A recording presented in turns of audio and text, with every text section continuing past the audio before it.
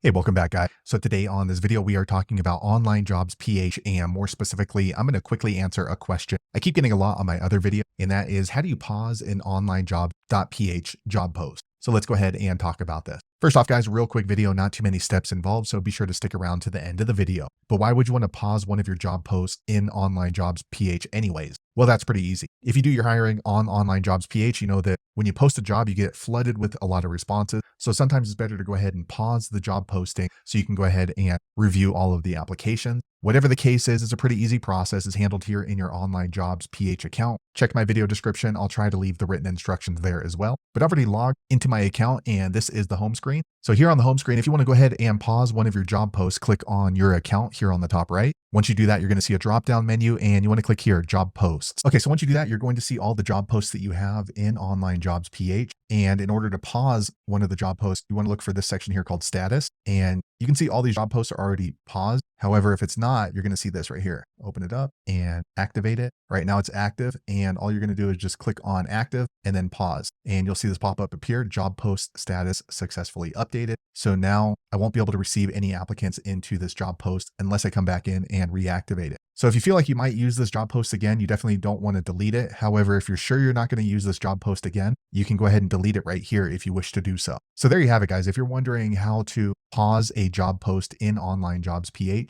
that's the easiest way I know how to do it. If you know an easier way, be sure to leave a comment below. Let the rest of us know how you did it. Hopefully you found that video useful. If so, click thumbs up or maybe consider subscribing to my channel, and I hope to see you on the next video. Thanks again for watching.